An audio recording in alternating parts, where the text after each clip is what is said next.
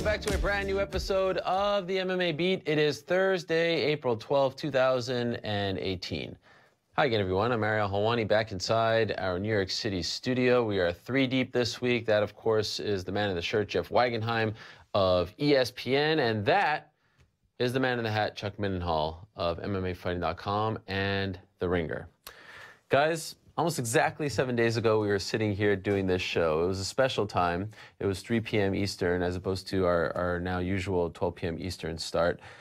And that was, without a doubt, the most surreal show that we've ever done. We have never done a show like that, and it's very possible that we will never do a show like that because we were doing this show in the midst of the entire bus incident at the Barclays Center unfolding with, breaking news happening as the show was going on. We were learning things as we were on the air. And by the way, we appreciate everyone who tuned in last week. Now we've had 7 days to move on from this, digest this, think about it, try to put it all into context and make sense of it all. And so, of course, we know what happened on Friday after last week's show. We lost the main event. Right. They went, to Anthony Pettis. They went to Paul Felder. They ended up with Iaquinta. We know what happened on Saturday, and we will get to all of that. But to start off this week, I would love to just take a step back and really talk about those 30 hours and talk about what it was like doing this show in the midst of those 30 hours. It's still, like, when I sit back and think about it, it still feels crazy. It still feels like that was all some kind of, scripted thing that some Hollywood, producer put together. I still have a hard time when I think back to these two massive pieces of news unfolding simultaneously. It wasn't just one, it was two unfolding simultaneously, blocks from each other. It's still kind of crazy for me to think about. So let's just talk about last week and where we were and what we were doing and how we felt and maybe how things have changed since then. When I talk to you about those 30 hours, what comes to mind? Well, when we spoke last week on this show, the first thing you did was you turned to me, yes, same you just now, and my reaction was kind of visceral. We knew nothing beyond what had happened. We didn't know that fights were going to be canceled. We didn't know anything. And what I took away was kind of interesting was that the reaction I had was pretty much the same as the initial reaction of Dana White. He was so upset, so angry. This is despicable. It's disgusting. All the things, and those are the kind of things that I took away from it as well. And I kind of feel like I'm still there. And what I guess one of my takeaways is that Dana White seems to have moved past that, and well, there's so much worse stuff happens in other sports, and he kind of, in a very quick way, went from just like so enraged to, kind of like almost trying to do business. In fact, pretty soon after all this stuff went down, the UFC was using footage from Brooklyn as part of their package to hype up the Saturday night fight. So it went from outrageous incident to another part of the promotional hype. Are you surprised that it changed so quickly? The tone? It's hard for me to say. I mean, I guess I would just say that for me, when I react to something like that, it's hard for me to then transition to another way. But I guess that's the difference between somebody who is a promoter and somebody who's not. And that is, I guess, one of the reasons why, Dana White is who he is. He is a promoter. He can take a bad situation and try to use it to benefit himself. It was funny because when we talked about it, we're absorbing everything on the fly. We're not sure to what extent everything is going on. Later that day, there was multiple, I'm sure you had the same thing, multiple radio outlets are like, hey, would you come on, let's talk about Conor McGregor. It was all about Conor McGregor, and so many people still, and even the following day, so it would be, Friday, so many people still believed, hey, look, this guy just did the UFC a solid, essentially. They wanted you to talk about how Conor McGregor, they're going to build this huge fight now out of this. And it felt too soon, and it still felt a little too soon for even, when the embedded came out, I was like, well, this is like a crazy look from a different perspective here. But by, Saturday night when Dana White is almost downplaying, already in the process of downplaying, you see that it's already being involved in the hype, you realize how the casual idea might actually be the right idea. And the people in the hardcore bubble, like us, we're basically the ones who are like, no, it won't be that fast. It operates at a warp speed in the casual level. That's what you realize is it all goes into that function. It's not like people find him morally reprehensible from this casual standpoint. They just know Conor McGregor was back in the news. And now, he's trying to sell a fight with this Russian guy. You know what I mean? So it's been very, very weird to be reminded of that, to just see the casual people, the casual response and how all of a sudden the story becomes part of that casual perception. But despite the fact that very capable people in the promotion business can spin something in a positive way.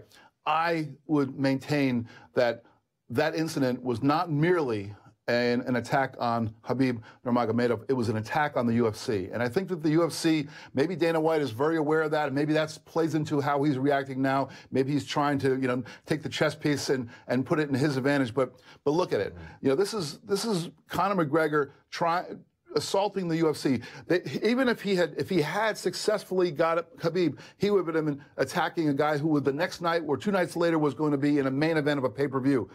Even unsuccessfully doing that, he ended up scuttling 3 fights on the pay-per-view. So, and hurting an employee of the UFC. This was an attack on the UFC, and I think, in my heart of hearts, I believe that this comes back to Conor McGregor spending all that time with Floyd Mayweather and realizing that this is a guy who's really figured things out. He's promoting himself. He doesn't have some other guy who he's sharing stuff with. What can I do to try to get myself?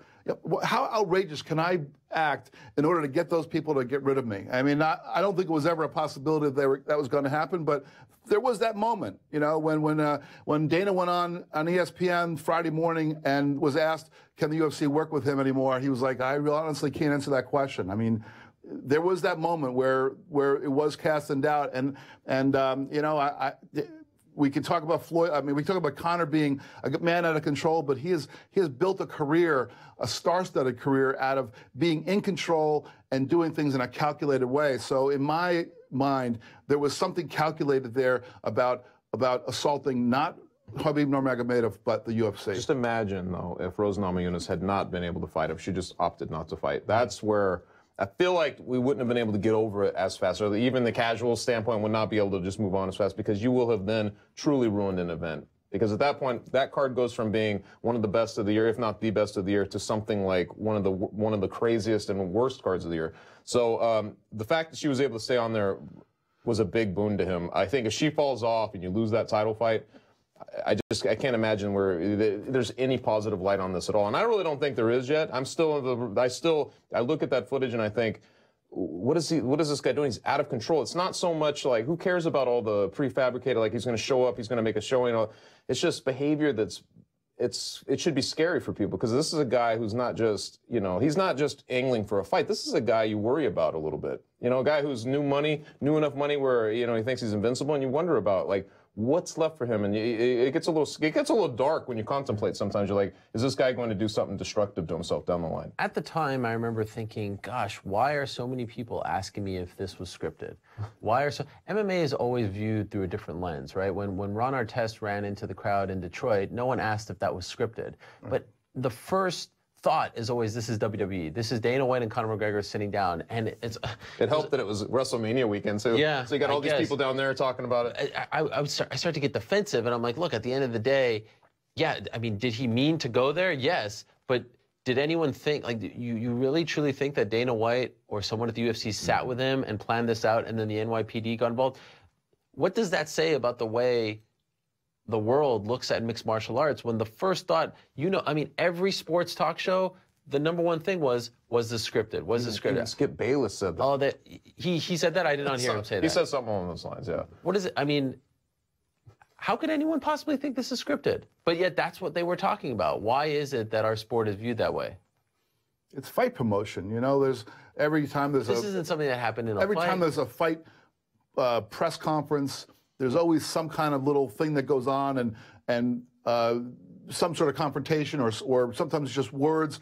Once in a while, there's actions, and I don't think of them as scripted, but I think some people look at it as, well, it's just about hyping up the fights. And even just now, you said something like, well, was he going there to really confront Nurmagomedov, or was he going there to try to hype up a fight against a guy? Because truthfully, and I think Khabib even said this to you, if he really wanted to fight Khabib Nurmagomedov, you don't go there and attack a bus. That's not picking a fight.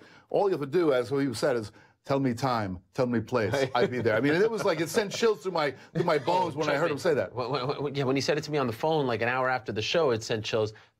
The initial plan was to arrive at the media day. So the initial plan wasn't to wait for him, so we have the facts. It wasn't to wait for him to have, you know, punctuality strikes again. Well, that's the crazy part. But could you imagine how much worse this whole situation would have been if we were in the atrium there at the Barclays Center? There's media, and Khabib has his team there. They're not, you know, dispersed on different buses. This thing could have turned out to be a lot worse. But again, I want to go back to that discussion because, like, you know, I'm on these various shows and I see people debating it. I see it, and the top topic is always, is this scripted? Is this fake? Is this something that Dana White came up with? And to me, I mean, you know, if you have half a brain, you realize that this is not something that is scripted, right? I think so. I mean, but isn't it amazing? But it is funny. Like I just said, if you get outside the bubble, I guess this was a really telling sort of thing because I was like, wow, so this is how people view him. I've heard even people just, you know, the people that you know that you don't really talk MMA with, talking about this incident in the same way. But here's the thing, okay? So those same people, if they really believe that, if this fight doesn't happen, let's say that Namajunas, Conor wants no part of it. They don't come together in this next fight. What does that say? What was this all about, though? If the UFC was complicit in it, wouldn't it ensure, though, that these two would fight at this point? And then, of course, they come out with the embedded, right? Yeah. And it shows the whole thing. Are you surprised that they showed as much as they did? Well, it was true to itself, though, because the one thing that it does is kind of give you the mania that's going on in fight week. And in general, you know, somebody has a problem with weight cutting, whatever, their cameras are there. They're documenting the process in general. So I was wondering if they would do it as thoroughly as they did, or if they would just kind of brush through it. I guess I was a little bit surprised at how, you know, the multiple angle and like how in depth it was about that. But I was like, hey, man. Embedded, just like anything, is a show that wants viewership, and what do people want to see from this whole thing, and that would be it, obviously. And I mean, in some ways, you're like, it's cool because they're not sugarcoating what happened. It was very clear. You see Conor McGregor as clear and as volatile as he can get, fully in that show. So I mean, maybe that works and maybe it doesn't, but the bottom line is it was still true to itself. It was giving you the glimpse of what happened. But is it counterproductive because it almost incriminates Conor even more by showing that much? Absolutely. I mean, I don't, again, not being a lawyer, but it's hard to definitively say anything. But when I read, I think it was Michael McCann of Sports Illustrated did a really nice piece about this, and he wrote it right after, pretty much after the incident, before the fights had even happened. And he talked about all the footage that was available at that time and how that is something that would be admissible in court generally, unless McGregor's attorneys somehow find a way to make it inadmissible. But just making that available to a court, to a prosecutor, who can then not have to, you know, not to create a deal for McGregor. I mean, like, that's what it's, what do they do? The bottom line for a prosecutor is, if I've got a strong case, we're going to take it to you. If my case is a little bit weak, okay, maybe we'll make a deal. Well, how strong can your case be?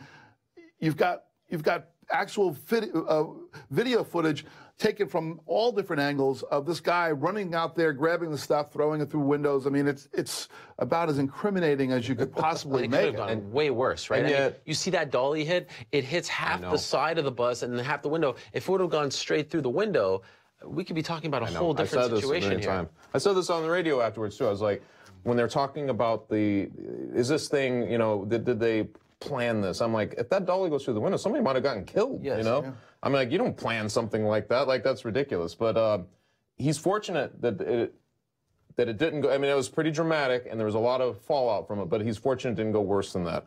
And the bottom line is, when you have high-powered attorneys and everything, I was talking to a bunch of people through the course of the week, basically, about, like, well, is he even going to, like, what's the punishment going to be? And it seemed like, you know, legal, you know, expert type people are thinking that he won't serve at any time, you know, and it'd just be, it's still going to end up the type of thing where comes out of it okay, you know what I mean? Because he has a clean record. And even though you have all that, but he has a high-powered attorney, he's just looking at he's going to have to deal with whatever he has to deal with, but it's not like I don't think he's going to be dealing in sentencing and things like that. We talked about this last week in the midst of it all, before we even knew that he was going to turn himself in, about how the fans would view this, and he has the most loyal fan base there is. I mean, they are, you know, loyal to a fault, right? They love Conor McGregor, the good and the bad. And I'm wondering, based off the feedback that you guys have received, do you sense any shift in that? Or do you sense, as I've heard, look how loyal he is. Look what he did for his friend. Look at him sticking up for his friend. Look how gangster he is, you know, all that stuff. Have you sensed the blowback from the loyalists, or do you think that, as we hypothesized last week, this only makes the legend of Conor McGregor grow and makes him more likable in the eyes of the public, the general public? Well, the general public and the loyalists are two different entities. The loyalists are going to be the loyalists are the loyalists. The people who are Conor McGregor loyalists are going to be the ones talking about, gangster, right, and all that kind of stuff, and a guy who really takes care of his friends. All the things you laid out. That's those people who are his loyalists. They're going to point to that stuff. Then there are the people who can't stand McGregor, and they're the ones who are going to talk about him being out of control and all this stuff. And then you've got a vast middle ground, maybe not as vast as we think. Maybe he is a guy who is pretty polarizing, but there are some people in the middle ground. And I guess I would count myself in that number. I'm not a loyalist. I'm not a hater of the guy. I mean, I appreciate the things that he's done, but I also recognize that there are things that he has been doing in his personal life that have been really not above board. And I look at this incident as such a careless, reckless thing to do. I mean, today somebody came at me on Twitter when I shared, hey, watch the MMA Beat today. Someone shared me and said, I hope you guys are going to talk about this McGregor thing in context. I mean, I'll never be convinced that this is worse than what John Jones did, hitting a pregnant woman and running. And I thought, and my reaction is, well, John Jones did something very reckless, very careless. And there's no way to say anything but that was wrong. But I don't think that he intended to, there's a pregnant woman in a car. I'm going to ram that car, and then I'm going to run away. There was not intent there. And I think McGregor takes it to another level. He is not only reckless, not only careless, not only doing things to hurt people, but he did it with intent. Maybe he wasn't trying to hurt Mike Chiesa. Maybe he wasn't trying to hurt Ray Borg, but his intent was to take this thing, this dolly, and throw it into a bus. Somebody was going to get hurt. Somebody. Why do we have to compare the two? That to me is the crazy thing. I think it's more just that there are people who are like, well, everybody comes down on McGregor. Some of the loyalists. Yeah. And so I'm not trying to compare, just to say, look, this is something that takes that level of antisocial behavior to a whole other level. It's funny because they're not equal, but with somebody that's equally transcendent star, Ronda Rousey, right? She loses at 193, and it was almost like a bowstring had been pulled back for 4 years of all the hate that's been mounting and unleashed on her at once. It was nuts. I was almost like, wow. So there was like this huge, amount of people that were just waiting for her to fail or waiting for her to screw up, right? And it just came out at once. This is not the same situation. He didn't lose. We saw him lose, and he handled that very well. This is a situation where we've gradually. It's almost like there's been a gradual animosity towards him, more so because, he takes this fight with Mayweather, he makes a lot of money, flaunts it around, he doesn't defend the belts that he has. And I feel like that all of that rubs the kind of hardcore, the people who are in the MMA sphere the wrong way. I feel like most people are just kind of tired of his antics within that sphere for that reason. So this was like compounding it, by just showing up in this thing and, acting like a brat, essentially a spoiled brat, and maybe and doing all the stuff. And I think that you're going to have those people. They will follow him no matter what. But I feel like it's just a gradual something. So a lot of the people who've been gradually not liking him came to life in this moment, because I heard a lot of people just like, screw that guy. Like there was real animosity towards him, which I personally have not really heard so much. You always hear like, why are you ducking? Why are you not fighting? Why are you defending the belts? That's all, whatever. Now it was almost like there was more personal attacks on his being cowardly and doing all this stuff. And I was like, beyond just the pale. And I was like, that's the first time I really seen his fans come out like that. So I did sense a shift. You know what I mean? I just think it's so fascinating. Like I went to my barbershop on Tuesday, and they're like, man, your boy Conor McGregor, that guy's crazy, he's hilarious. And it's like, but when Ron Artest ran into the crowd, or could you imagine if Kevin Durant ran into, a group of people and was throwing things, I feel like the reaction would be much different. But for some reason, MMA is viewed in this completely different light, where it's supposed to be civil. So basketball is civilized, maybe that's why. Right? I think that people, they look at our sport, it's just so Wild West, man. They think that it's all par for the course. They probably, if you just peek in on the sport from time to time, you probably think this type of thing happens frequently. Maybe not to this extent where it's your number one star, but just volatile behavior and people just doing crazy things. And if you do look at it, you're like, there have been a lot of examples. Not as the reason for him getting that kind of scrutiny is because he is who he is. But, there's guys like, Jason Mayhem Miller, or, well, you could go down the list of guys who've constantly been in trouble with crazy, behavior. So I think that in some ways, from the casual standpoint, they just think it's the norm. Do you think he'll face any kind of punishment from the UFC? I was talking to someone yesterday who said, like, you know, where's the UFC's punishment? Where's their statement? Where's this? Where's that? Of course, again, I keep bringing up the Raw Honor testing. It's kind of the closest situation that I could think, even though it's obviously not apples to apples.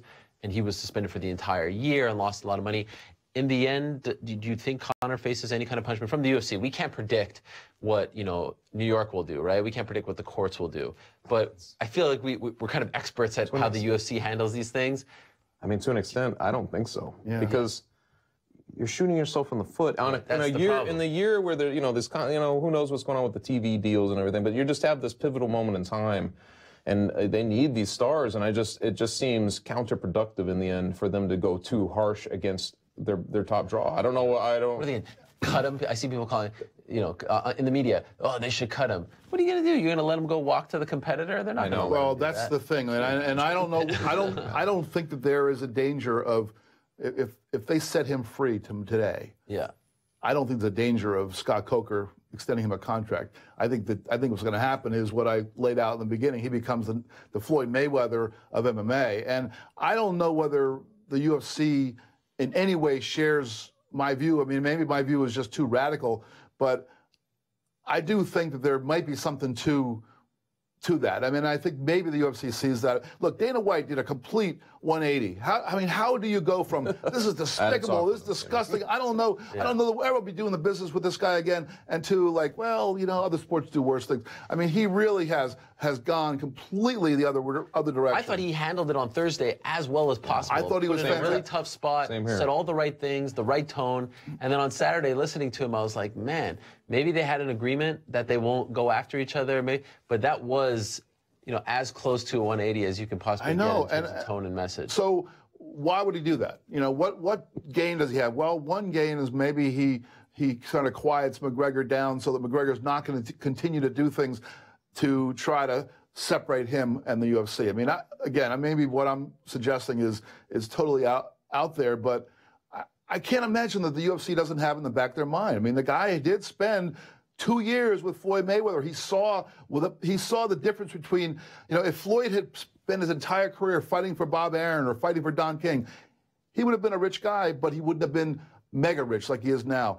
Conor McGregor saw that. He's a smart man. He knows that if I can only get, you know, the next time I go out there and fight, or maybe not the next time, but 2 down the road, if it's fought under the banner of McGregor Productions instead of UFC, all the money that comes in goes in my pocket, as opposed to I get a very nice check, but it's still only a portion of what the UFC brings in. I'll be massively, massively intrigued when he's finally signed to fight and what this is going to be like now, because the bottom line is it was already there. I was like, how's it, you know, I feel like we were talking about Ronda Rousey a minute ago. I'm like, how will it be perceived if he goes in and loses his next fight? Well, because it's going to be entirely different from the first time. He's just in a different space, you know, and I'm like, it'll just be massively intrigued to see how people perceive him in general, both sides, from casual people all the way down in the fight, and then coming out of it, if he wins or loses, how people perceive him then. I just want to see all that, right? Because that's where we're just gauging, we're speculating as to where he's at and what the love is. So my biggest takeaway from the entire thing is this. This is the one sport where, for all intents and purposes, we're competing in no-holds-barred fighting, right? I mean, yes, a few things, but let's be real. Of all the sports out there, including boxing and kickboxing. Although it was a brawl in baseball last night, a few of them. So but, maybe, you know, there's going to be punishment Rockies for that. Too. But in this sport, you have an issue with a guy. There is a very easy way to settle it, right? If you have an issue with someone in the NBA or baseball, you got to go around a few things, and it's very much frowned upon. You will be punished if you throw a punch, not even land a punch. But in this sport, if you truly have a personal issue with the guy, and he's in your weight class or she's in your weight class, there is an opportunity to settle those differences the old-fashioned way, right? The original premise, man. It's like that's what was so poetic about it. So now, Conor McGregor went to New York from Dublin to confront Khabib Nurmagomedov, right? He had an issue with him. He took umbrage with the fact that Khabib cornered his friend and he wanted to back him up, and much respect. But now there's an opportunity to settle this difference, right? No sneak attack, no bus attack, no dolly attack. There is a very real and doable chance to make this happen, right? If that fight doesn't happen next, how do you defend it? That's right? What I'm saying. You were willing to go from Ireland to Brooklyn and dodge all these other innocent bystanders and almost, you know, jeopardize your own career and the law and everything. And now there is a fight on the table. It's there for the taking. If the next fight is against Nate Diaz or Floyd Mayweather or anyone named Khabib Nurmagomedov, then what were you doing? Then what was that all about? That sealed the deal for me. That fight needs to happen next for both men. And if it doesn't happen next, the whole thing. It's like, forget title defenses at that point. We would be in the business of no longer being able to defend Conor McGregor. I just don't know how you defend anything about him. You wanted him that bad. You can get him that bad. And it would be the biggest fight in the history of the sport. It's not like they're in different weight classes and not that they're in different industries. This fight can happen very easily now, right? And the UFC should be able to basically, given we're talking about punishment, you know, one thing could be like, hey, no punishment, but you got to fight the guy now. I mean, it's as simple as that. The leverage is there. You were willing to fight him on Thursday of last week. Like it's all, we know you wanted to fight him. You came a very long way to fight him, right? Clearly. So let's do it. It has to happen next. If Jeff agrees, let's move on. It does, but I think we have to recognize that as much as there is the machismo of fighting, this is prize fighting, and you don't walk into the octagon, you know, enraged, you know, unless you're like, you know, one of those very few guys who walk in there enraged, and usually they don't end up winning in the end. You know, Conor McGregor is what made him so good at fighting is not going in there like I'm going to kill somebody, but going in there and using a very measured approach, a very measured but aggressive approach, and that is what has made him good. So the idea that he is pissed off at Khabib, yeah, that might be able to set the fight up, but ultimately it has to be, you know, he has to train for a prize. Oh, I'm not saying to go in there emotional, but I'm just saying if you are willing to go in there and fight this guy on the street, then why he wasn't willing to go fight him on the street? We saw what happened. He went up to a bus and threw something into a bus. If he wanted to fight him on the street, they would have fought on the street. He knew what hotel the guy was staying in. He was trying to make a show. Conor is a great promoter. So even more reason that you must make the fight, right? He's a promoter. Even more reason. That's why I actually feel like Nate Diaz was the biggest loser last week, because Conor gets stripped, Khabib wins the fight. Now you could do, you know, maybe Khabib versus Ferguson. You could do Khabib versus. But I feel like Conor losing the belt freed him up to do that Diaz fight if that's what they all wanted, right? And we know that's what Nate Diaz wants. But now I feel like Conor has to fight Khabib next. He has to.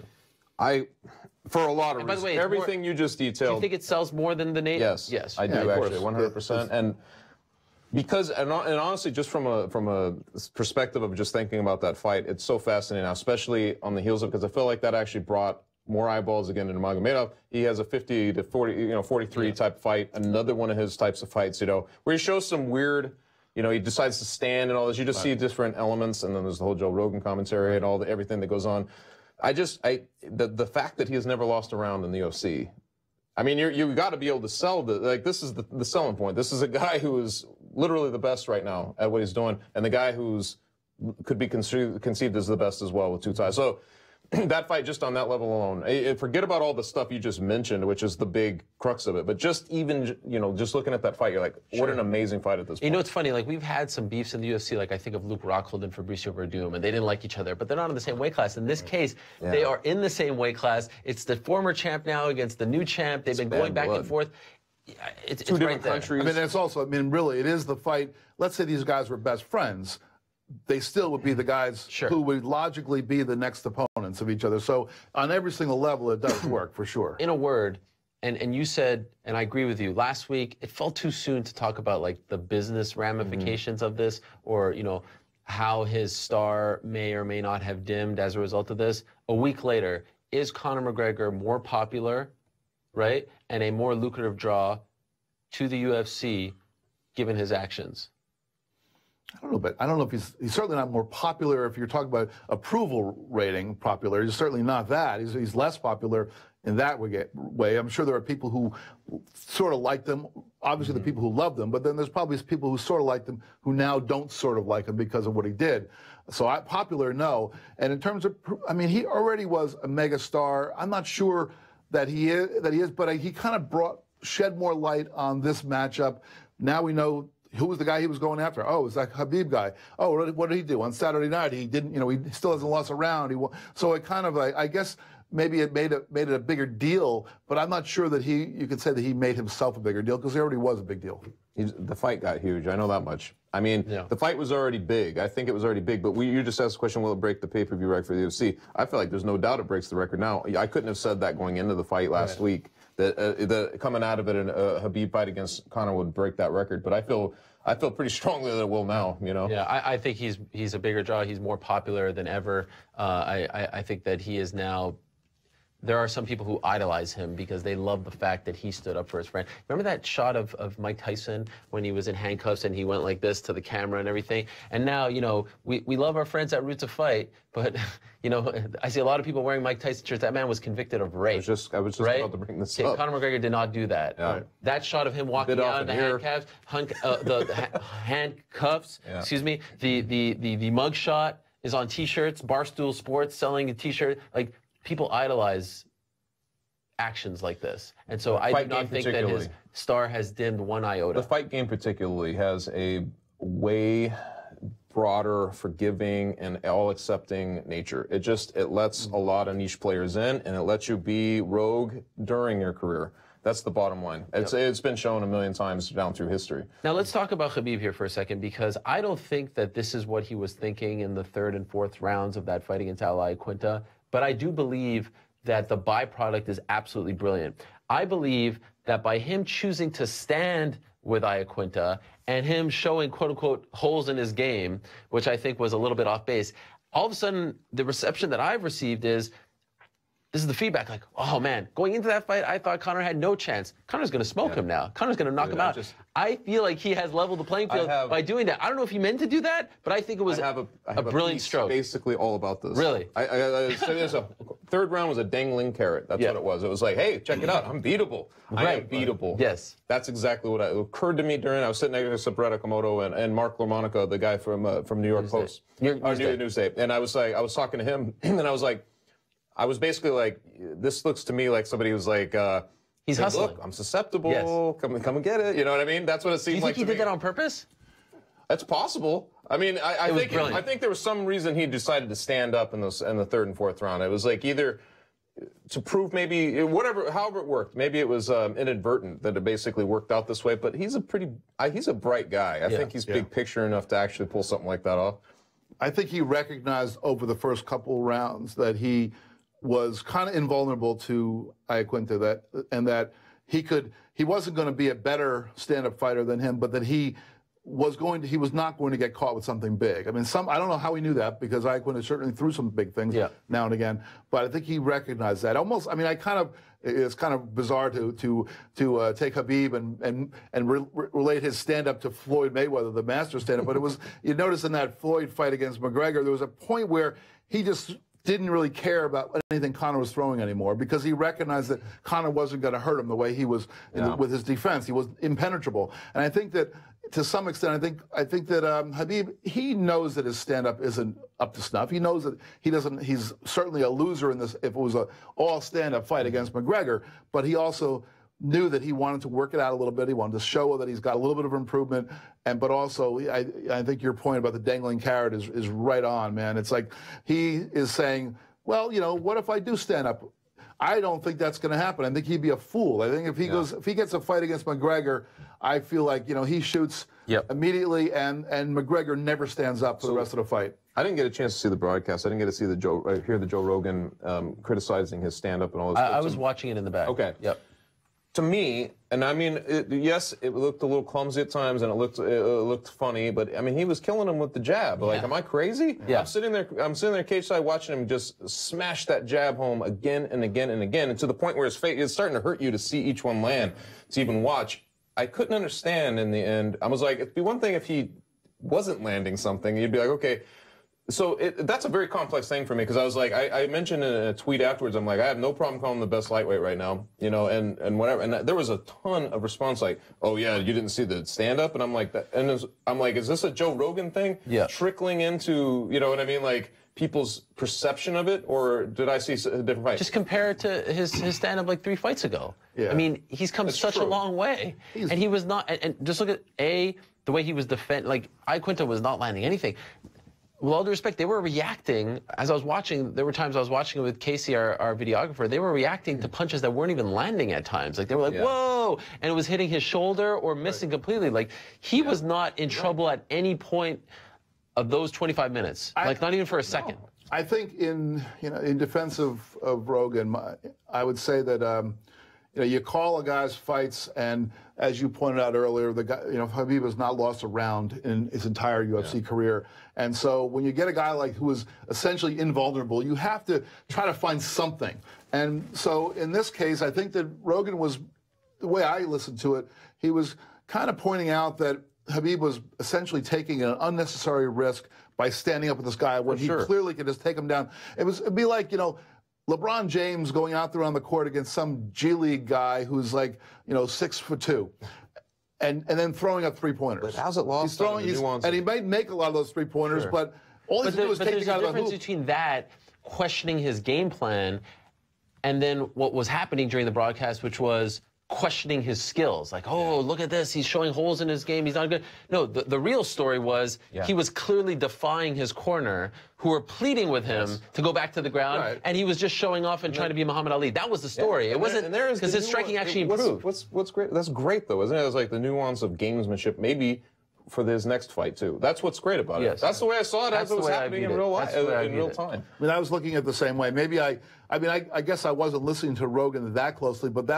I thought that he was kind of pointing out that this guy's taking unnecessary risk. I didn't think that there were a couple times where he was like, oh man, I couldn't have just missed there, and if he could connect with that. I mean, he was talking in theoretical. Listen, I wasn't appalled by the broadcast. I suspect Khabib has a very loyal fan base as well, and people were ragging on him, and he felt the need. And I give Rogan a lot of props for writing the long message that he did. He probably was bombarded afterwards, but it did feel slightly off that they were focusing so much on his, the holes in his striking, as opposed to the fact that the guy has actually improved tremendously in striking. The best part of that fight was. Fights.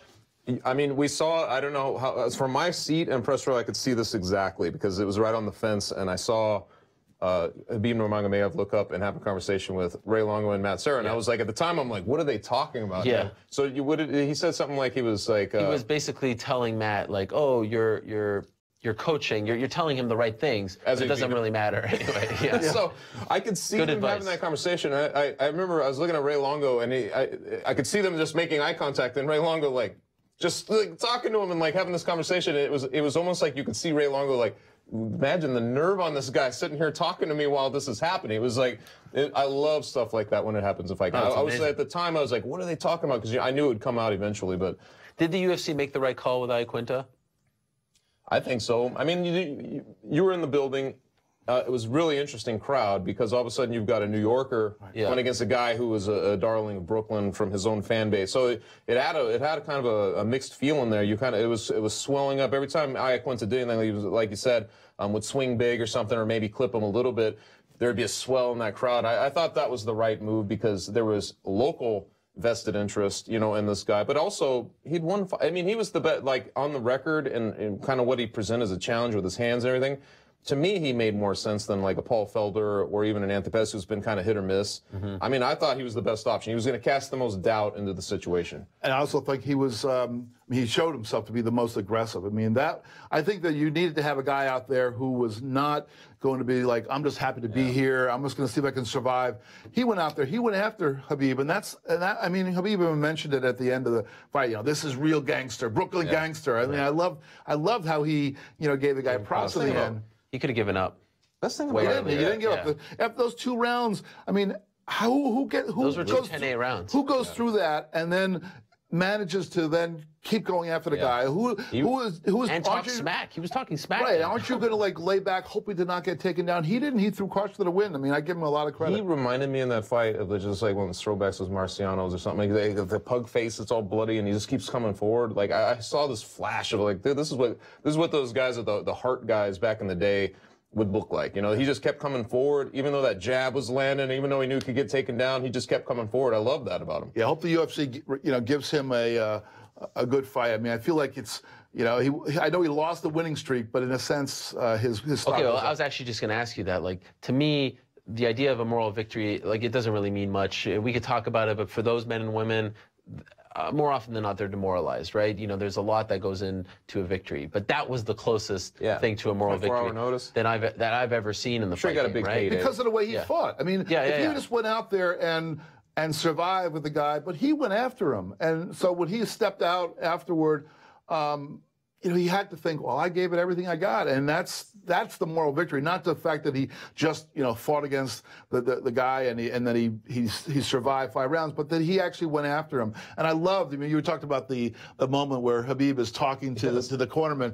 Awesome. The moment I loved was when they were just, you know, getting ready to read the decision, and Iaquinta's like, you know, had this like hopeful look on his face, and they're like, oh, he's still joking. And he just, it was like it was such a beautiful moment. He shows up on the show on Monday wearing I think it was purple bathrobe, just like without a care in the world, saying it was eating a lot of ice cream.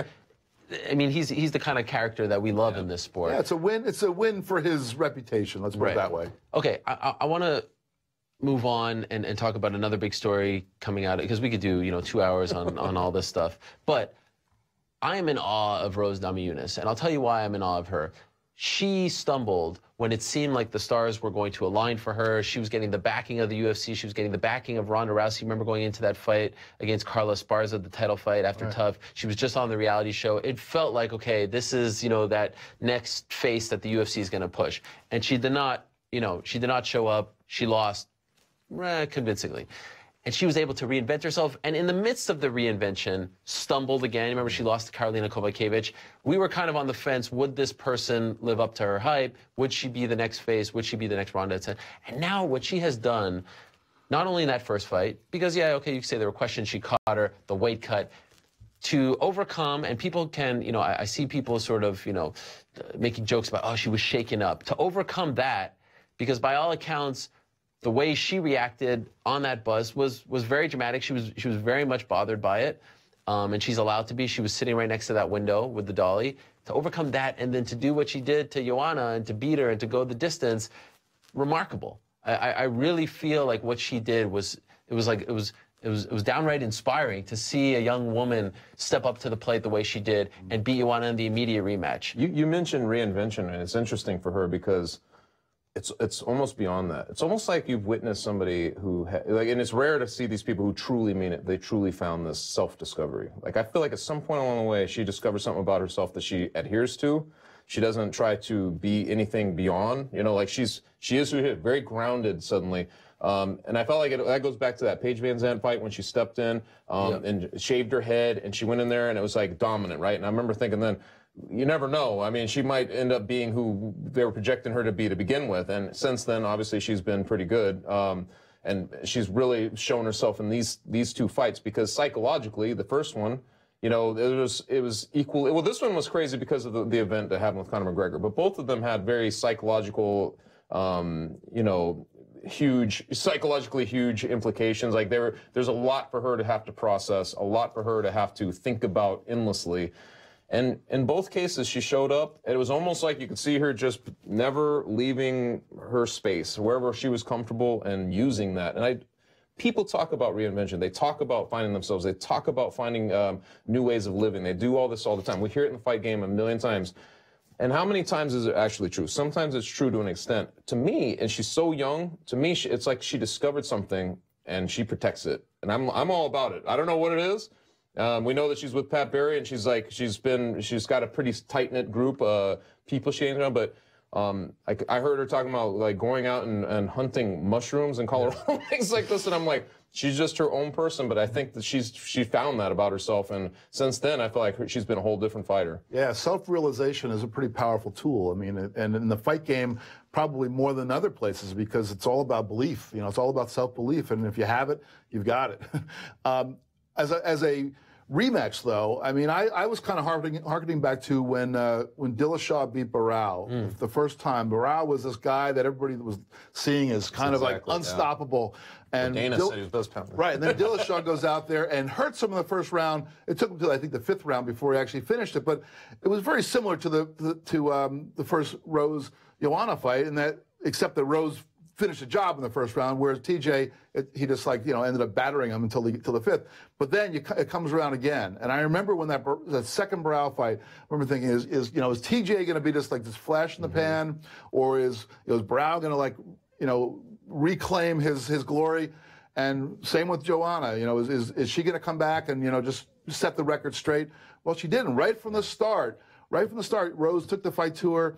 And even then, when it seemed like the fight was like twisting a little bit. I mean, I know the final scores didn't support the way I was thinking about it, but as I was approaching that fifth round, I thought it was 2-2 at that point. And I thought whoever wins this round is gonna take it. And Rose apparently, or her corner, might have thought the same thing, because she went out there and just took that fifth round without caution. And so to do all those different things, to take the fight to somebody right from the beginning, to then have some tough moments in the middle of the fight and survive that, and then come back strong. I mean, her mental toughness, that has been the thing that people talk about as like a weakness for her. It's the opposite. Yeah, because she shows vulnerabilities, right? Like, she's very emotional before the fights, even the way she speaks, the weigh-in stage. I hope the UFC pushes her to the moon, because I feel like she can open so many doors, and she should be a lot more popular. Anytime, like, my wife loves her. Anytime someone comes across her, they love her.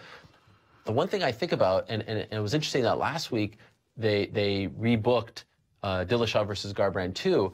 The UFC needs to start thinking about these matchups where they have a champion who loses, and then they do that immediate rematch afterwards. You mentioned Barao, Dillashaw. That's a really good one. And I wonder, like, there's something, another great one. There's something about the champion losing and not really getting that confidence back and going right back into the fight against the person who beat them. We tried to identify this last week, and I think that's what bothers me. We were talking about, does this excite you that they're bringing back that fight? So suddenly, you get a little bit of an exhaustion when they do these rematches. But I think that's really the basis. I think that's at the heart of it. I'm like, what happens if, Cody Garbrandt, who's like this young kid who's like zoomed up into this space, loses again? Right. It's just like, it's too much of a, it's like you'd like to see him put into a better position. I know he would rather probably get that shot again, but you'd rather see him do something to kind of put himself back to where give him a winnable fight, right? There's nothing wrong with that. I think that's really what the problem is when they book these rematches, because I couldn't put my finger on why I wasn't that interested in it, but I think that it's really something like that. I mean, my feeling about those is that when the champion who ends up losing has been a dominant champion for a long period, Barao would be certainly one, Jędrzejczyk is certainly another. I have no problem with that rematch if that champion wants it right away. I thought that the Garbrandt one was a different situation, because he never successfully defended his belt. So getting a rematch after not ever successfully defending your belt, I thought was a kind of bizarre matchmaking. But I do appreciate what you guys are talking about. That's a whole other angle. Is it good for that fighter who loses to get another shot right away? Sometimes it is. I mean, we've seen that happen where it is, and other times not. I just don't like that. So Barao has just kind of fallen off since then. I don't think they've ever been able to recapture anywhere near his invincibility, like any of that. I thought, well, now you have to wonder, like, what is Joanna Jędrzejczyk going to, what will be the perception of her going into their next fight? Are we going to look at her as like, well, she was, because we had her, we're ready for the coronation. She was going to, tie the record and go on forever. She might be the greatest female fighter of all time. And then here we are. She has two losses in a row. And now you're not sure. You're not sure what the perception of her will be. You know, it's true. It's funny, because we're often told. I know you guys hear it as well, and I'm told by people within the UFC often, like, why are you guys so negative? Why are you guys so negative? But I will continue this theme that has occurred throughout the year 2018. That there isn't a lot to be negative about as it pertains to the UFC, and especially with the foundation that they're building, right? The rebuilding era. They have a lot of interesting pieces. They have a lot of interesting young stars. Rose, I still put in that category, despite the fact that she's a champion. Our friend Israel Adesanya is back in action this weekend. But what about Zabit? What about Zabit Magomedsharipov? The legend, the god of gods, the unicorn. Kristaps Porzingis even tweeting about Zabit. Felt compelled. I thought you were going to say Jokic. No.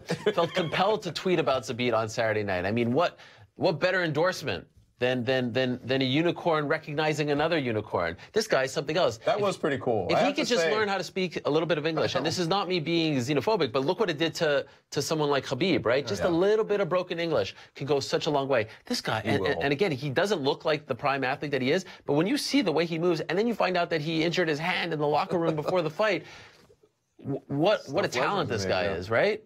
Are you as high on?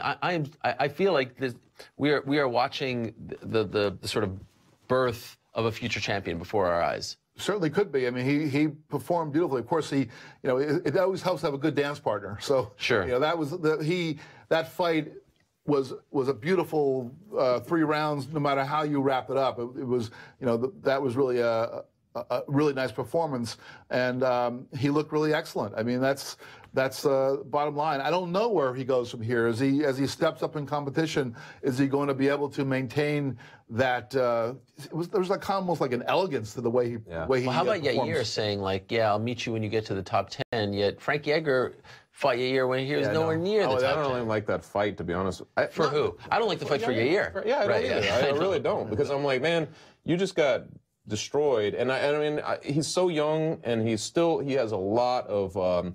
He has a lot to offer the UFC by just being, inroads into Mexico and just a lot of stuff that could happen from him. Well, Frank Yeager dealt him a huge blow, and I feel like he's got to build the right way. I would not want anything to do with Zabit in that situation. I'd rather see him like I think it was Ollie had mentioned maybe Andre Fili or something like that. To me, that's the appropriate step up in competition. They're going to have a hard time finding opponents for him, especially now. He's tall. Yeah. He's rangy. His movement is ridiculous. I mean, they talk about the it factor, and it's always difficult to truly know. But I think a lot of times it's somebody who just has that feeling of like they know themselves, and there's a sense of inevitability of what they're trying to do and what they're telling you they're going to do, and then they back it up when they get in there to an extent where it all plays together, and you think, this guy, that's what he has. To me, that's what he has. You're right about the English. If he's able to communicate to our North American audience, because he doesn't strike me as a Khabib type. Like, he doesn't strike me as a trash talker necessarily, and that's okay. He doesn't have to be like Khabib. Yeah. But I want to know what he's really saying, right? I want to know what he's saying without the help of a translator. They're going to Russia in the fall, and it's very clear that Khabib won't be on that card because it's a fight night. But imagine a card in Russia headlined by him. Those are the, it's akin to a Till Liverpool situation where I feel like he gets that spotlight, he gets that stage, he'll be even a bit like this time next year. I wouldn't be surprised if he's. Yeah, he does look like it. Yeah, again, put him in with the right dance partner again. Put him in with someone who is, not necessarily thinking about a beatable foe or somebody who's going to push him to the heights, but just someone who is going to push him and is going to fight with him. Yeah, I mean, I have no problem with Adesanya. You mentioned fighting this weekend. Vittori, is that the guy's name? I mean, I kind of looked back on him. I was like, that's kind of perfect opponent for him, right, in this situation. They could do the same thing there. This is his 3rd fight. He's looked, he looked pretty good in his first 2, and I thought he looked outstanding in this one. You don't have to put him in there against a monster in the next one. You just don't have to do it. But if they want to, like a guy like Fili is a really big step up. So if they want to see what he's got against a guy who's got a little bit of a name, that type of name I think would be intriguing to watch. At the end of that 30-hour stretch on Friday of last week, the UFC had this press conference at Barclays where they did one of those press conferences where they bring out all the fights, and it had its moments. I think by the end we were somewhat exhausted. The biggest story or the biggest feud I think to come out of it, Colby and Usman, who aren't even fighting, were the one who had all the fireworks. But one fight that wasn't discussed or even revealed at that press conference was Holly Holm versus Megan Anderson. They officially announced it early this morning. They broke it to the Chicago Tribune late last night, and this fight has sparked a lot of conversation. It's unique because, and I guess it's somewhat historic because it's the first non-title UFC women's featherweight fight in the promotion's history. It obviously features the return of Holly Holm, which is still somewhat notable, but it features the debut, finally, of the former Invicta champion, Megan Anderson, who we thought at one time was going to be, Cyborg's next foe back in the summer of 2017. I've seen, and we had an internal debate about this on the site, I've seen differing views on this fight. Why would you book, Megan, who's a fresh face, a true 145er, against Holly Holm, who's a veteran, a former champion? Like, why not give her, a tune-up fight, if you will, Megan, who hasn't fought in a year and a half? And the other side of the coin is, look, Holly fought Cyborg, better than anyone, more competitive than anyone. She's still somewhat of a draw. Get her a win over a 145er. She wins that fight. You do the rematch. How do you feel about this fight? Do you feel like the UFC is making a mistake by maybe killing off Megan before she ever gets her feet wet in the promotion? I think it's a really nice match. Megan Anderson really is not a name in the UFC yet. She hasn't fought there yet. So how do you make yourself a name? Well, maybe you beat somebody who's a big name, and that's Holly Holm.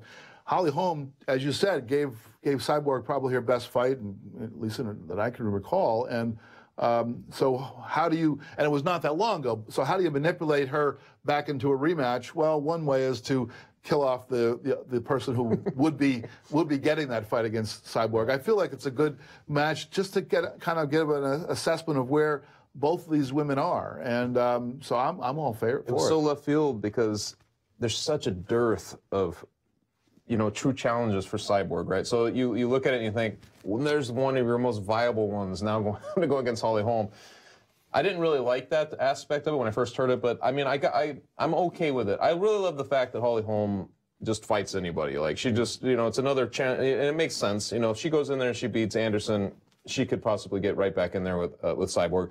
I think the bigger problem is that I'm not necessarily sure that, I mean, this is just me, but I don't really feel like Holm gives a compelling fight the second time through. I know she fought her close, so I'm like, so just the scenario where Holm beats Anderson and we do it again, it seems like we're just banging against the wall. Whereas if you get Anderson into that spot, it feels like, well, at least this is something new. So if she's able to go in there and beat Holly Holm and do it anyway impressively, I feel like that would be a boon in this weird way for the UFC, because you'd be like, well, we finally have built somebody to probably the best case scenario, right? Yeah, that would be the best case scenario. Now you get the fresh face, but she just got a signature win over one of your more recognizable faces. I mean, I think that putting Megan Anderson immediately into a fight with Cyborg would have been just a we just saw that with Iaquinta. Yeah, you can't do that. I think you really need to establish her. And so where are all the 145-pounders that you can put her in with? There really is not much of a roster there. You could have tried somebody else, but they've created this problem for themselves, of course, by not developing talent at 145. In a perfect scenario, you don't have Megan fight someone like Holly Holm, but there's no one else. You want to move up a Kat Zingano to fight her. She's tough as well. If you're fighting at 145, you're going to have to fight someone tough because there's literally no one to fight. Right. Yes, in a perfect world, I'd love for her to get a few fights under her belt, get her feet wet. Like, you shouldn't debut against a Holly Holm. But guess what? Much better to debut against a Holly Holm at this juncture than to debut against Chris Cyborg, right? Right. Given those two choices, this is the better way to go. And yeah, there would be an even better way to go if there was somebody else. But I think if you go onto the UFC website right now and look up women's featherweight and look at the roster, it's basically those three. Yeah. I mean, we basically just discussed the whole roster. I know. Yeah. And by the way, speaking of that press conference, I was willing to sort of, suspend disbelief, if you want to call it that, stomach the idea of Colby versus RDA in Brazil, because as we talked about, I think you mentioned it, like the Brazil factor in all of this made it very intriguing. Right. But now that it's in Chicago, now it even bothers me more. Especially, and not only that, it's a month later. So now we're literally a month before Woodley is coming back, or at least says he's ready to come back. The fact that it's happening in the States, you got to play up to the bad guy aspect in all this. I've not gotten an official reason, but my sense is tickets went on sale, fine, we don't need it for that card. Let's load the deck for the United It wasn't Center. a security You don't think issue. it's security? I don't think so. I mean, that guy has said some pretty nasty stuff. I know we went there before with Chael Sonnen, but Chael never fought. But still, this is a guy who's really really gone over the line in a significant way. And I wonder whether there were some security issues. I mean, certainly I don't know that, and if you're plugged in, and if you don't know that either. But I had heard initially that there was, but not to the point of moving the fight. I just feel like the fight has a completely different tone, right? I think the UFC 224, given that fight on it, like, it had a very nice feel to it. Like, I was looking at the fight card and I was like, that has a little bit of everything going on here. And I was like, in that particularly was interesting for people who like the idea of like this chaotic situation, which I do. Right. But then they move it over, so the card's still the card's pretty good. But 224. Yeah, 224. Now it goes to Chicago, which I didn't really think needed it because they got like a pretty intriguing card. Now you put it there, so that card gets better, but it doesn't have the same intrigue on that fight, which is weird. So it was almost like addition and subtraction, but you're not sure what it added to Chicago. I felt like it kind of hurt the 224. agree. thing a little bit, but the Chicago card is phenomenal. It is. I don't know which 5 fights they're going to choose for pay-per-view. Yeah. I didn't feel like they needed to put that one there, but you know. Yeah, especially since, I mean, obviously I never would advocate for a person, even someone who's acted in such a xenophobic way as Covington has. I wouldn't advocate for that person to be physically harmed, but to have a crowd who is, you know, yelling and screaming against him would have just added to the atmosphere for that fight. And he seemed to be embracing it. He wasn't running away. He was doing interviews about it, saying, we still got Mike Jackson going into hostile territory to fight CM Punk in Chicago. That's true. That's going to be. Now you stole my favorite fight. By the way, when you look at all the news, like everything that was going on, it was crazy. And then, of course, who emerges on Saturday? Our old friend Floyd. And it's amazing. It's like deja vu. It's him talking to Jim Gray. It's like the same story playing out once again. This time saying, you know, if I return, and I'm not going to say this is impossible anymore. No. I'm really not. Like, it is unfolding the exact same way. This won't die. I know it won't. I don't even have a question for you guys. At this point, I think it probably happens, which is sort of a sad thought, you know. I just want to see Steven Espinoza and Dana White working together again. Let's get these two guys on the those two guys in the octagon. Forget about Floyd. Well, I guess I just don't want it to be with Conor McGregor because I want to see him fight in a UFC fight. I don't want to see that. That's the distraction that Floyd wants to come in there. Whatever, do it. I will say again, I mean, I hate this gauge, but it's a true one because all of us, you spend time in that. You speak to a lot of people within MMA. It's always the ones who don't follow MMA when they talk to you about something that you're like, okay, so this is what people are thinking. And just last night, a couple people were like, so what's up with Floyd? Is he going to fight in MMA? I mean, they're talking about it. It goes to what I was saying at the top of the show. People just refuse to take this sport seriously. It's all freak show. It's all circus. They are obsessed. This would do monster business. No one is denying that. That's what they're obsessed with is the monster business. They're obsessed with the money, right? Like it's like Floyd Mayweather. Well, that's a lot of money. It's like it's always a hand-in-hand thing. Well, of course we do that because it's the money. You know, it's weird to me. I'm like people are just fascinated over the money. Could you imagine though if he actually goes ahead with it and if you recall that first press conference, the very first press conference at the Staples Center, I believe it was July 11th, where they squared off and they were talking to each other. And I remember asking Conor in the media scrum, what was he saying to you?